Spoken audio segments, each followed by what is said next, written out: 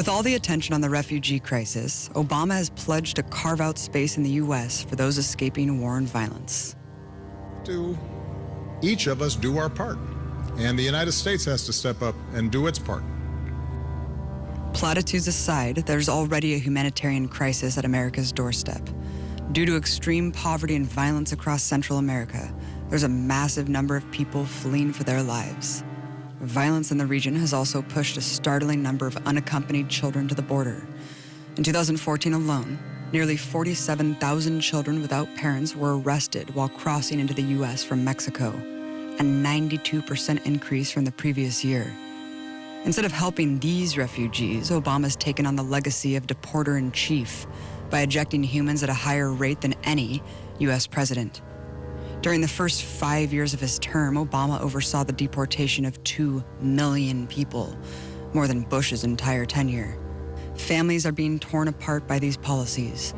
In 2014, 4,500 families were deported between October and November alone. During the same 2-month period in 2015, the number skyrocketed to 12,500. Staying up to speed, the Obama administration ordered a new wave of raids to kick off the new year, kicking down the doors of hundreds of sleeping women and children, uprooting countless more families. But to get here, these families risked everything, and most will risk it all again. Beyond the shocking numbers of arrested, jailed, and deported is the hidden side of the war on immigrants. It's a war that doesn't just have prisoners, but fatalities, thousands of them. The land itself becomes a weapon. Before 1994, there were as few as 5 bodies of migrants found in the Arizona desert per year.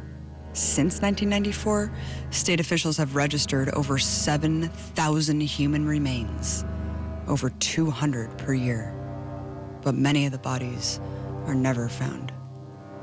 Because the traditional points of entry are now militarized, people have no choice but to go on the most perilous journeys through the desert, risking their lives in extreme temperatures for days, sometimes weeks, with an array of dangers. In response to this huge humanitarian crisis, many dedicated people in border states have organized life-saving support. Organizations like No More Deaths in Arizona trek miles across the desert to strategically leave water and food for passing migrants, an act that saves countless lives. The Empire Files crew went to the Arizona-Mexico border on one of its latest missions. So, Chris, where are we right now? We are south of the town of Maricopa, which is in Pinal County, Arizona. We try to make a trip every weekend here to either one side or the other of this mountain because there are trails where we find garbage that definitely came from south of the border. People don't realize that these people really are facing extremely perilous travel to try to survive and help their families. Ever since the border militarization, the traditional porous border where people come to work and then take the money back home with them doesn't work for them anymore. Once you cross the border, it's like you don't want to go back and do that again. And instead you send for your family. And so over the past 15 years, more younger people have been found.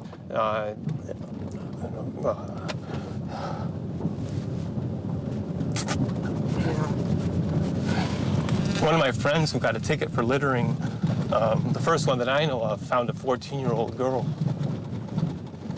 Oh my God. How long was she out there? They had been looking for her for 2 weeks, so she, and it was in the winter time too, so she probably froze to death.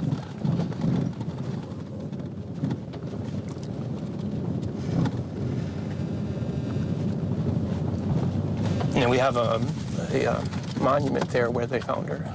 Yeah. It's extremely traumatizing. Despite doing nothing but providing humanitarian aid, activists leaving water in the desert have been slapped with such outrageous offenses like criminal littering, comparable to corporations' toxic dumping, to smuggling and aiding and abetting terrorists.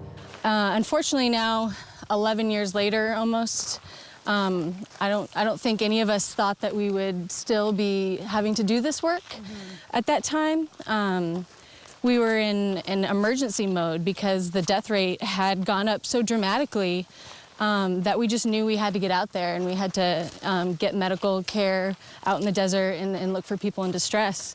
In terms of the militarization of the border, what policies are being put in place that are kind of driving people out farther and farther into more desolate drop-offs and paths?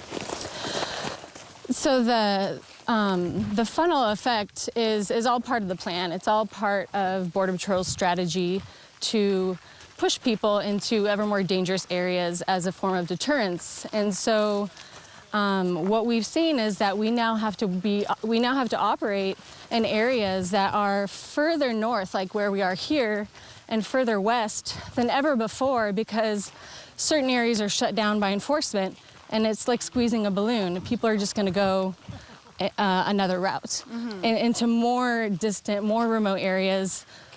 Deaths have increased dramatically as an intended result of Border Patrol in one of the most cruel tactics ever employed by the U.S. government.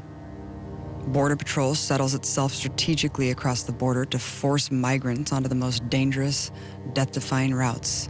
In its own internal document from 1994 laying out this strategic vision, it says, "The prediction is that with traditional entry routes disrupted, illegal traffic will be deterred or forced over more hostile terrain. Crossing through remote, uninhabited expanses of land and sea along the border can find themselves in mortal danger. The inhumane logic is that death will be the deterrent, that if enough people die in the desert, the horror stories their mourning families will spread will scare people from coming all together." Unfortunately, all we've seen is all death and no deterrence. And so in a lot of ways, that policy is successful.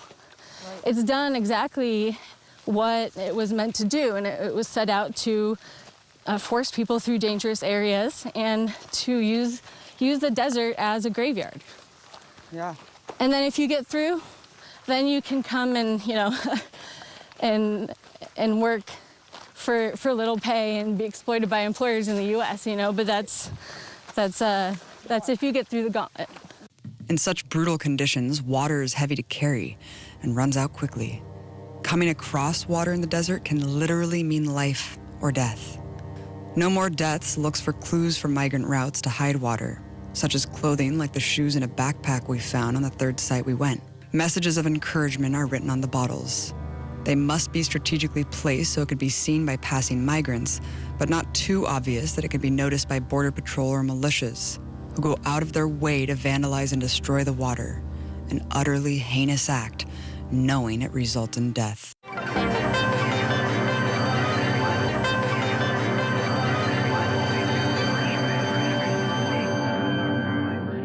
We definitely see an increase when there's more militia in the area, vigilantes, or even hunters during that season. But then when it comes down to it, we know that it's Border Patrol sometimes. They have a memo from their supervisor, from the chief, that they shouldn't vandalize humanitarian aid supplies. We know that it definitely happens.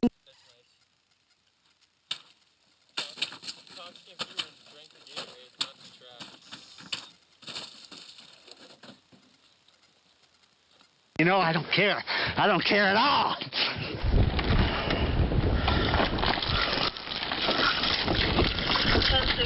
So you get a good shot. Picking up this trash somebody left on the trail. It's not yours, is it? All you have to do is tell me, is it yours? So what's most common is slashing. And so you can see that someone just took like a razor to it and just slashed the whole bottle.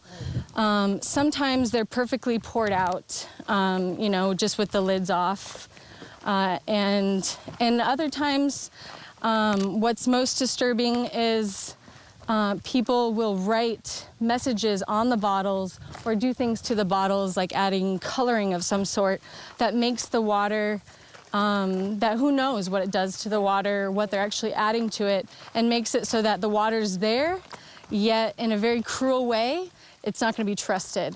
I think to destroy water in a desert is one of the most vicious things that you can do for all life. Water is extremely symbolic and significant in the desert. Right. And so I think to destroy it sends a much larger signal. Yes. How anyone could believe that It's okay to kill someone who's trying to feed their family, who's just trying to come and get back to their family. It's beyond me, and I think it really does have to do with racism. Yeah. People that have been in need of medical attention and have actually been left behind by the people who are leading the pack. Exactly, and that's the people. In terms of the people who die, it usually is because they have been left behind. Yeah. Maybe they tripped and they fell at night, and then they twisted their ankle, and so they can't keep up with the group. Or, very commonly, the Border Patrol has a tactic of dusting with helicopters, where they come down upon a group, because they know where groups are moving, they can see all of that. And they'll come down and dust them, get really low, and it's this very violent experience where all the rocks and everything is kind of in the air. It's a really loud noise. People are horrified, they scatter, you fall, you run, you get completely lost and completely separated from your group. And that's a way for them to divide the group up and then try to round them up. Or we stop the truck and we look up, and just, on the side of the road was a man that was laying under a tree. And so we jump out of the vehicle and run over to him and are tapping his feet, and he's clearly not dead, and checking his pulse. He's alive, and he's laying there, and we're all around him, and he opens his eyes and he looks up at me, and he says in Spanish, "Are you angels?" And I cry every time I tell the story. And I said, "No, we're here. We're from the church. We're just people that want to help you." And he really had laid down thinking that he was laying down to die that day. The Colibri Center for Human Rights is just one of several border organizations that help migrant families identify the remains of lost loved ones. Colibri's database contains records of 2,500 bodies, 900 of which remain unidentified. Each one of these binders represents a year, and these all contain the records for unidentified persons found in that year. So for a county of this size, this is really remarkable that we have to have binders this large. This tells me that this is an adult female, most likely, who was about 5'2", had been dead more than 2 years, and was found in Pinal County. Here in Pima County, we have almost 900 people who haven't been ID'd. Something I never expected going into this work is that, making a death notification, that you would be thanked for that. And I think it's because people are in this, like I said, like a living nightmare, and they don't have any answers, and so actually having the confirmation of death is seen as a blessing in some way. One would think this is the worst news in the world, but it just shows you how the pressure we're putting people under and the inhumane kind of conditions that people are faced with when they actually thank somebody for telling them that their son has died. The vast majority are exposure, but some years the vast majority are undetermined because they're skeletal remains and there's no real way to tell. But by and large, it's exposure to the elements, so dehydration, hypothermia, hyperthermia, heat stroke. From what I understand, it's a very painful death. It's a very disorienting, scary, terrifying way to go. Oftentimes when people are found, they're found with their clothing items strewn about. They've walked in circles, they've tried to dig into the ground, they've tried to find shade, or, we've had people who've committed suicide in the last moments because they couldn't take the pain. One that I can think of is a man hung himself with barbed wire. The fact that we have, on average, about 170 of these kind of deaths just in southern Arizona every year is really just a massive humanitarian disaster. People aren't dying because there's no water in the desert. People are dying because policy put them in the desert. Many fighting for their lives in the desert are picked up by Border Patrol to be jailed and dumped back across the border. The first place they encounter in Nogales, Mexico is El Comedor, a place that provides a meal and some dignity to migrants freshly ejected from the U.S. Their stories are harrowing. Yanette was just released from a private prison in Arizona and deported to Nogales, where she awaits her husband. She has no money and no way to communicate with him. ¿Cuánto tiempo caminar? Pues un día y una noche, pero sin parar. Pues él, al llegar yo a la carretera, él llamó al levantón, pero llegó primero su levantón de él, se fue y no dejó. Tanto sufrimiento, caminé mucho. ¿Y agua? ¿Tenías agua y comida? Eso no había acabado. Mi esposo me la daba toda porque yo no tanto la aguantaba. Dolor de mi pie, donde las caminadas quedaba, que no aguantaba, pero a veces no aguantaba, mi esposo me cargaba, todo me hacía. Ya faltamos 2 horas al llegar a la carretera, pues, porque todo el tiempo caminé, ya, verdad, ya no aguanté y me desmayé. Y mi esposo, pues, ahí pues se asustó y llevamos un guía que nos perdió. Era un niño de 17 años. Y nomás nos fue a entregar con la migración. Entramos y al caminar nos vio la revisión y ya los 2 guías dijeron corran. Corrimos, nos echamos a perder. Ahí lo agarraron, Anduve 3 días perdida. Y ya después no aguantaba porque no llevaba agua, no llevaba comida. Me entregué. Y me llevaron a migración. Tuve 5 días en la hielera con mucho frío, en el piso. Yo le decía que me lastimaban las esposas de mis placas, de mi pies. Me dijeron que no, que era seguridad.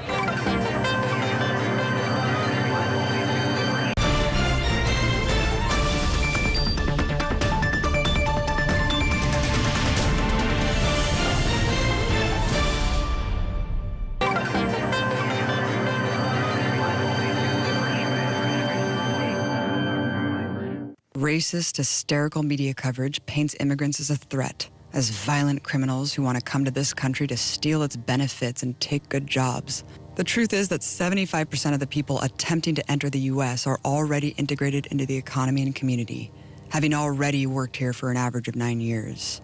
Half have a family member that's a U.S. citizen, and 1 out of 5 migrants surveyed had a child with U.S. citizenship under the age of 18. Just like you and me, migrants are human beings who, above all else, want safety and security for their family. Like Jorge, who's preparing to make the terrifying trip across the open desert. Soy nacido de allá, quiero cruzar para Estados Unidos por mis 2 hijos que dejé ya a Estados Unidos.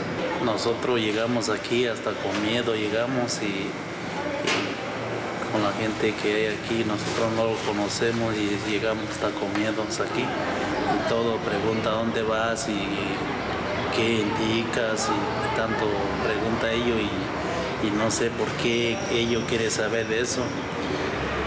Muchos miedos y tristezas, porque imagínate si me pasaría algo aquí, pues lo voy a dejar abandonado a mis hijos allá en Estados Unidos, está muy cabrón. Y más importante, mis hijos. Para eso estoy haciendo una lucha para poder llegar aquí a Estados Unidos. Fear of the desert is joined with fear of Border Patrol, always on the lookout with drones, sensors, and camera towers. An entire army deployed to round up as many as possible and send them to a court you would expect to find in a fascist country. Border states have taken their own initiatives to take expelling human beings to a whole new level. In the land of justice for all, imagine a mass trial where hundreds of refugees from Central America, still covered in sweat and sand from their journey, are shuffled into a massive courtroom, shackled and chained at their ankles and wrists. The only sound, the clanging of metal. A judge tries upwards of 80 of them at a time. Assembly line style, they rotate from the pews to the stand to hear their charges for the first time, enter a plea, and receive a sentence, all within around 30 seconds each. Texas Federal District Court Magistrate Judge Bernardo Velasco bragged to the media about his personal record, sentencing 70 immigrants within 30 minutes. Then they're all shuffled away on up to 180-day sentences straight into a private, for-profit prison, where corporate jailers pocket around $120 a day per prisoner.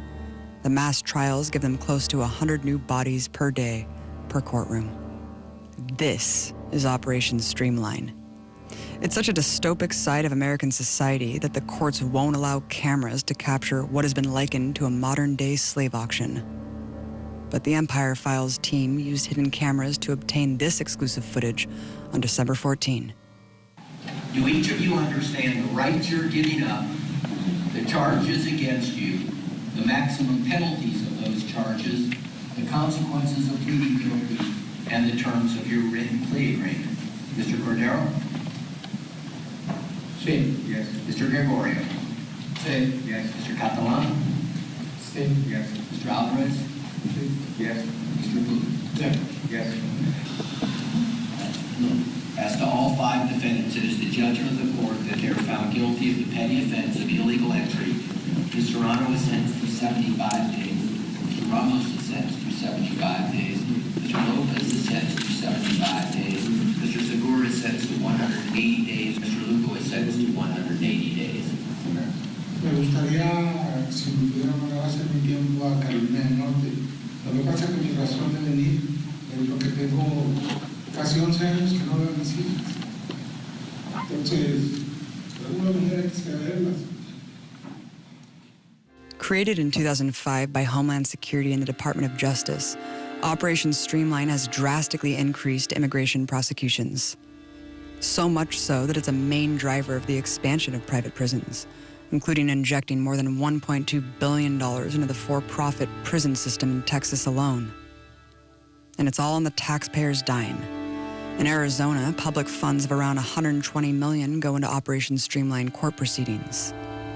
The process completely denies defendants due process protections and effective assistance from legal counsel, so-called hallmarks of our justice system, where 55% said their lawyers simply informed them that they had to plead guilty. In addition, the process is so rapid that it doesn't allow defendants who qualify for asylum status, a legal right to refugees fleeing imminent death, any time to request it. Only after their prison sentence are they asked if they want to claim asylum. But in the historic spirit of fighters against racist institutions like slavery and Jim Crow, our visit to Streamline was not the typical rapid-fire trial they wanted. Ustedes no son culpables, hasta este corte es culpable. Los escrituras dicen que benditos los inmigrantes. Scripture tells us to welcome the migrant. Scriptures say when the Son of Man comes in his glory, he will say, blessed are you who welcome those blessed are those who welcome the migrant. Blessed are those who welcome the stranger. One by one, clergy members in the audience stood up to disrupt the proceedings. Your Honor, I have on many occasions attended this hearing, and in each time, I now want to say what I remained silent for before, and that is, this is a travesty of justice, the Constitution, and human rights. You can talk as you can talk. Hermano, tú no eres culpable. Este corte es culpable. El sistema es culpable. Is this not the fast that I choose? To loosen the chains. It's a little rough. The Lord defends the cause of the fatherless and the widow. He loves the foreigners residing among you, giving them food and clothing. You are to love those who are foreigners, for you yourselves are foreigners.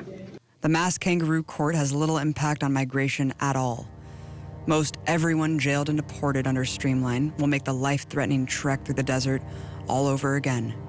Only a quarter sent to jail say they won't try to return. Who knows how many expelled by these courts will end up just another body in the graveyard at our border. And the only way to end this humanitarian crisis is unearthing the real causes.